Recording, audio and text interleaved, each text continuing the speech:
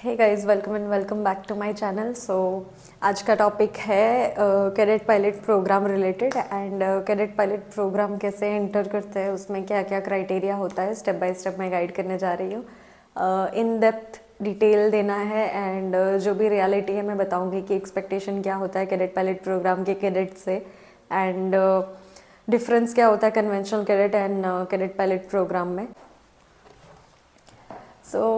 Guys मैंने last video में cover किया था कि एयरलाइन पायलट बनना चाहिए कि इंस्ट्रक्टर बनना चाहिए। मैंने बहुत अच्छे से डिटेल उसमें मेंशन करी हुई है सारी।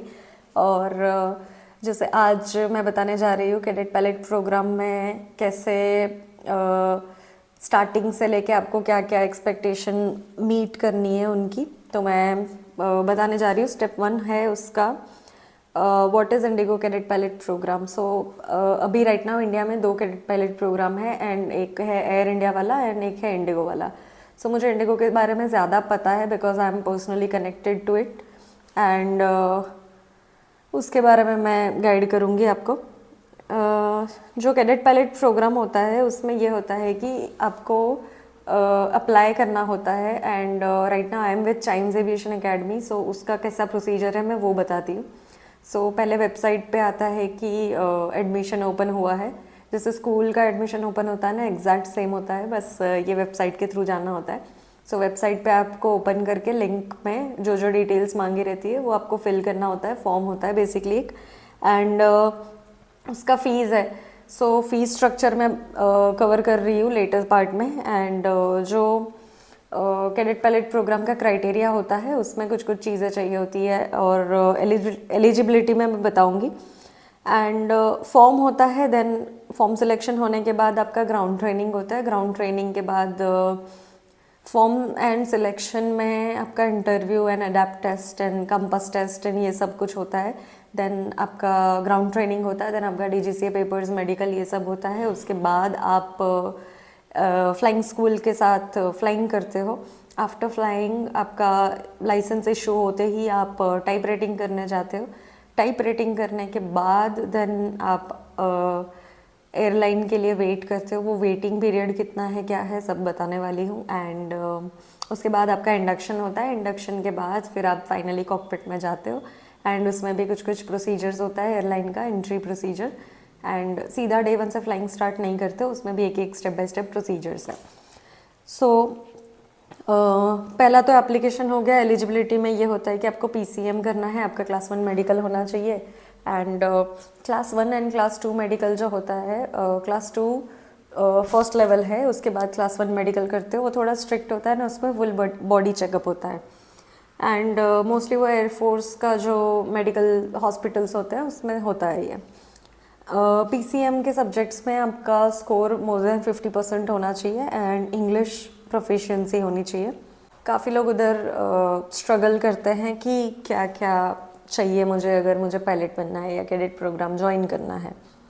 देन आता है आपका ऑनलाइन असेसमेंट, जो एप्टीट्यूड वगैरह टेस्ट होता है आपका, जिसमें अडेप्ट टेस्ट होता है। उसमें कुछ कुछ फ्लाइंग लेसन्स होते हैं, वो आपको स्टेप बाय स्टेप गाइड करते हैं। आपको टेस्ट के लिए अपीयर करना होता है। देन उसमें सिमुलेटर होता है, काइंड ऑफ थिंग, छोटा सा होता है जॉयस्टिक टाइप का and then you have to fly the plane and computer screen पे होता है ये टेस्ट। एक क्वेश्चनेयर होता है आपका साइकोमेट्री एंड एटीट्यूड हैंडलिंग के लिए एंड कम्युनिकेशन स्किल वगैरह सब देखने के लिए। देन उसके बाद आपका इंटरव्यू होता है। Interview is very easy, basic math पूछते हैं उसमें एंड आपका बैकग्राउंड एंड ये सब। उसके बाद जब आप सिलेक्ट हो जाते हो देन आपका बैकग्राउंड चेक होता है इंडिगो के साथ एंड जब आप फाइनल हो जाते हो तो उसके बाद आपको LOI मिलता है। LOI is letter of intent, मतलब वो आपको लेना चाहते हैं। दैट डजंट मीन कि आपके हाथ में जॉब है, बट या that is letter of intent, उसका नाम ही ये है। देन आपका नेक्स्ट स्टेप होता है कि आप ग्राउंड स्कूल जाते हो। ग्राउंड स्कूल में आपका डीजीसीए सब्जेक्ट्स पेपर क्लियर करने होते हैं। उसमें वो लोग 2 अटेम्प्ट्स देते हैं आपको, तो वहाँ पे काफ़ी प्रेशर रहता है एक कैडेट पे कि उसको 2 अटेम्प्ट में वो सारे पेपर क्लियर करने हैं। कभी कभी वो 3rd अटेम्प्ट ग्रांट कर देते हैं कि कुछ एक्चुअल जेन्युइन रीज़न की वजह से, अगर आपने 2nd अटेम्प्ट नहीं दिया है या कुछ है तो। एंड उसके बाद ग्राउंड स्कूल में जब आप एंटर करते हो तो थोड़ा थोड़ा आपका बेस बनना स्टार्ट हो जाता है, आपको एविएशन का इंट्रोडक्शन होता है एंड एविएशन के बारे में थोड़ा थोड़ा चीज़ें समझ आने लगता है। एंड ग्राउंड सब्जेक्ट्स होते हैं हमारे, जो मैंने हाउ टू बिकम पायलट में मेंशन किया हुआ है, जो मेरा वीडियो है, मैं लिंक नीचे मेंशन कर दूंगी।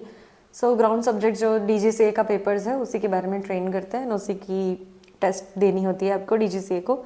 देन जैसे आपका पेपर्स क्लियर हो जाता है then you come to the flying school. Flying school में 200 आवर्स का आपका ट्रेनिंग होता है, जिसमें 185 आवर्स होता है आपका single engine our and 15 hours होता है आपका मल्टी इंजन पे। एंड इसमें क्या एक्सपेक्टेशन रहता है कैडेट से फ्रॉम डे वन, तो एक तो है डिसिप्लिन एंड दूसरा होता है कि स्टडी लोड आता है तो उसमें आप कैसे टैकल करते हो। एंड एयरलाइन माइंडसेट होता है फ्रॉम डे वन, काफ़ी ज़्यादा प्रोसीजर्स उस हिसाब से चलते हैं। देन काफ़ी स्ट्रक्चर्ड सिलेबस होता है उनका एंड रेगुलर चेक्स होता है एंड हाई परफॉर्मेंस प्रेशर रहता है एक्सपेक्टेशन की वजह से। एंड ये जो फ्लाइंग स्टेज है ना वो बहुत ज़्यादा स्किल बेस्ड है, तो उसमें ऐसा नहीं है कि जैसे आपको प्रॉमिस किया है कि ओके 6 मंथ्स में सीपीएल हो जाएगा। जैसे अभी बहुत सारे एकेडमीज मार्केटिंग करते हैं कि कितने मंथ्स में सीपीएल होता है, तो बोलते हैं 6 मंथ्स में हो जाता है, 8 मंथ्स में हो जाता है, 10 मंथ्स में हो जाता है, 11 मंथ्स में हो जाता है। बट अब मुझे एक बात बताओ, अगर एक कैडेट अगर परफॉर्म ही नहीं कर रहा है तो वो कैसे 6 मंथ्स में सीपीएल करेगा? It's not possible at all.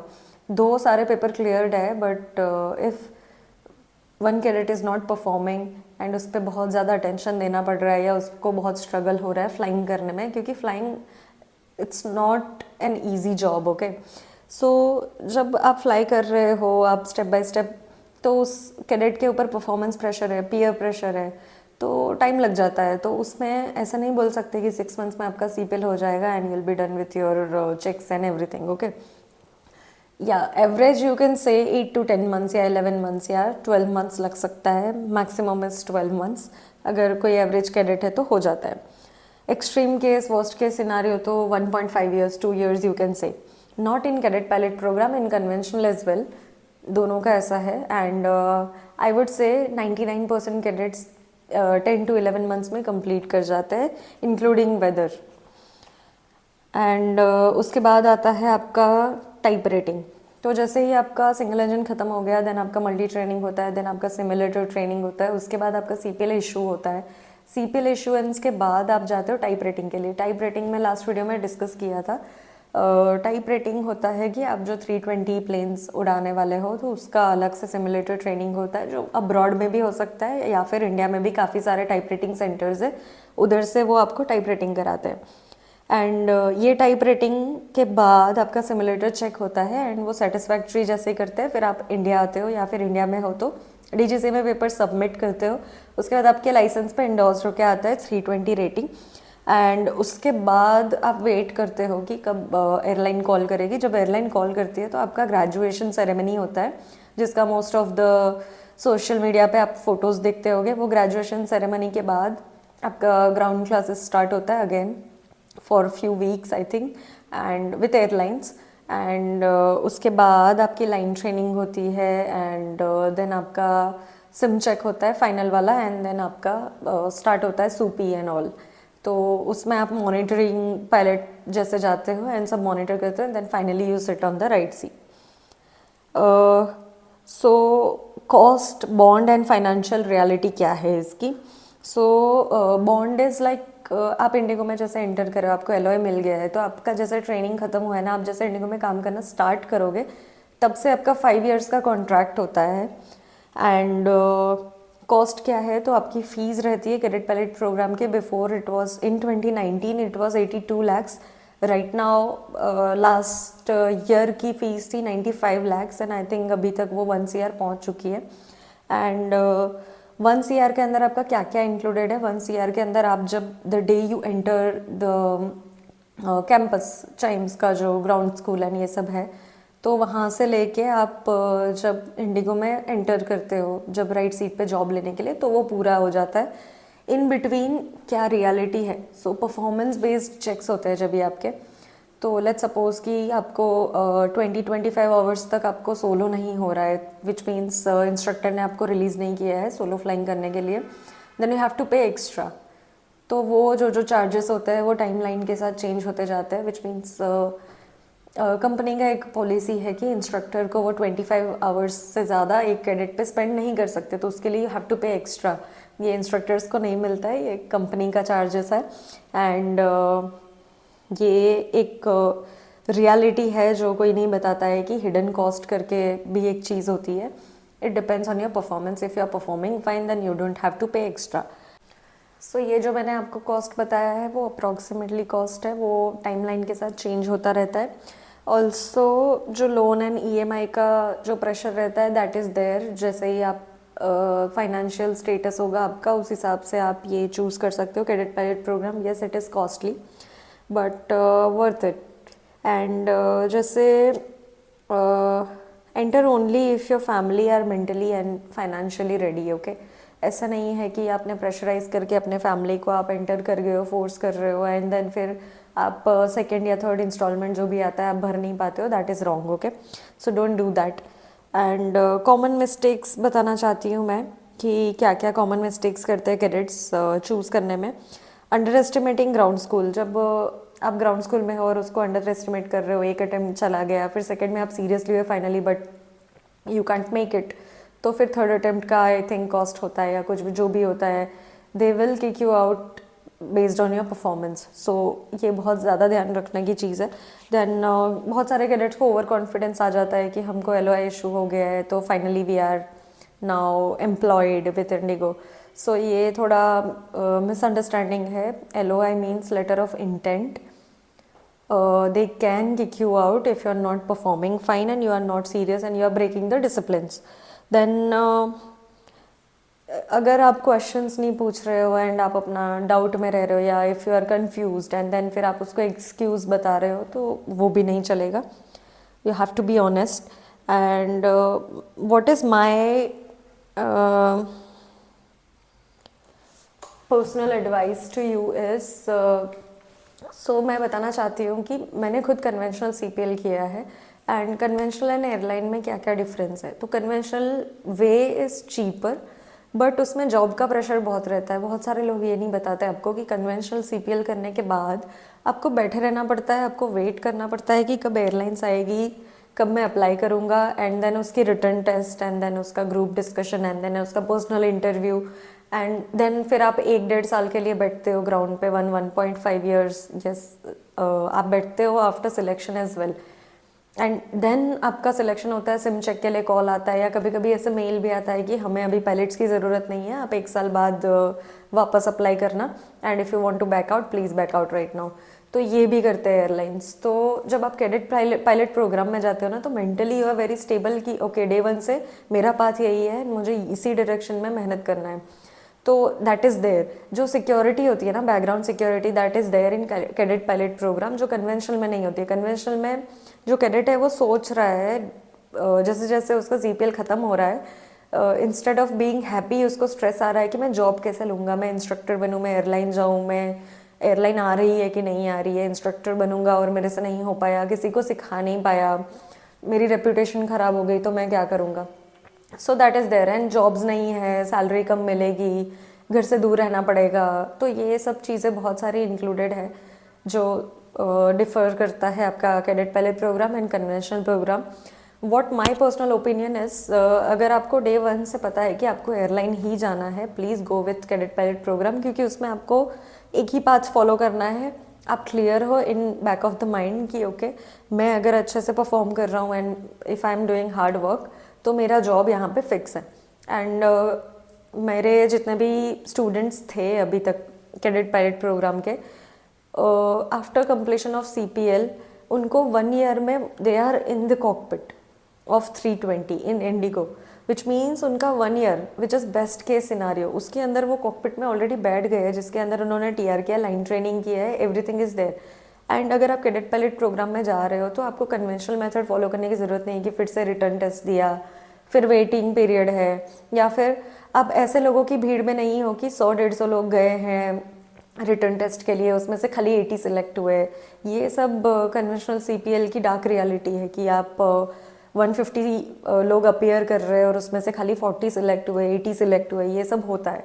And अगर आप कैडेट पायलट प्रोग्राम के कैडेट हो तो आप पूरे एक बैच के साथ हो, और बैच कितने का होता है, मोस्टली 35 कैडेट्स का होता है, 50 कैडेट का होता है, मैक्सिमम 50-55 जाता है। तो आप इसमें ही हो already and you don't have to compete. आपको yes you have to perform but you don't have to compete जैसे आप कन्वेंशनल में करते हो। And that is my personal opinion कि इफ़ अगर आपकी फाइनेंशियल सिक्योरिटी है कि आपको ऐसा है कि मुझे जॉब लेना ही पड़ेगा CPL के बाद, नहीं तो मैं लोन नहीं भर पाऊँगा, या मेरा ये नहीं होगा, या तो मेरा ये नहीं होगा। If you are relying on your job, थोड़ा सा बजट स्ट्रेच करके you can go to cadet pilot program, क्योंकि वहाँ पे सिक्योरिटी ज़्यादा है। कन्वेंशनल में ऐसा है कि मार्केट जब डाउन रहेगा आपको जॉब नहीं मिलेगी। लेट्स सपोज 3 years 4 years तक जॉब नहीं मिलेगी, 5 years तक जॉब नहीं मिलेगी, तो उसके लिए मेंटली रेडी होना, फैमिली प्रेशर झेलना, पब्लिक में जो पूछते हैं अरे आपकी जॉब हुई कि नहीं, ये सब प्रेशर जो होता है वो सब ट्रॉमा के थ्रू जाना पड़ता है। तो इट्स बेटर कि आप पहले से डे 1 से आप बोल सकते हो कि यस मेरा जॉब ऐसा ऐसा है, ऐसा है। तो जब आपके पास फाइनेंशियल सिक्योरिटी है तो go with the cadet pilot program. And one harsh reality is there that कि अगर आपके पास बजट ही नहीं है कन्वेंशनल CPL करने का या कैडेट पायलट प्रोग्राम करने का, तो ऐसे मत करना कि ओके कैडेट पायलट प्रोग्राम का बजट नहीं है, मैं कन्वेंशनल कर देता हूँ फिर मैं देख लूँगा। फाइनेंशियल सिक्योरिटी मैं ये नहीं बोल रही हूँ कि 2 CPL करने पड़ेंगे या 3 CPL करने पड़ेंगे, it's not like that. But अब अगर आपने CPL किया है तो वर्स्ट केस सिनारियो इमेजिन करके चलो कि 2 years में वेट करूँगा, फिर मैं ये कर सकता हूँ, ये कर सकता हूँ। ऑप्शंस अपने ओपन रखना। एंड जब भी आपको ऐसे डर लगे कि मेरा फाइनेंशियल सिक्योरिटी नहीं है तो please don't enter this field, क्योंकि ये फील्ड में आपको काफ़ी स्पेंड करते रहना पड़ता है। कि इंस्ट्रक्टर बनने के लिए भी आपको पैटर ट्रेनिंग करनी पड़ती है और उसकी फ़ीस भी 8 to 10 lakhs है। टाइप राइटिंग करने के लिए भी आपको 15 से 20 लाख स्पेंड करना पड़ेगा। उसके बाद भी एयरलाइन के चार्जेस लगते हैं, line training and sim checks के। एंड ये सारा कॉस्ट आप टोटल करोगे तो इसमें और कैडेट पायलट प्रोग्राम में ज़्यादा डिफरेंस नहीं आता है। सो that is all for today. अगर आपको कुछ भी डाउट लगे या मैंने कुछ भी आपके मन में कन्फ्यूजन क्रिएट करी है तो please mention down in the comment section. And thank you for watching my video. Please like, share and subscribe my channel. Bye bye.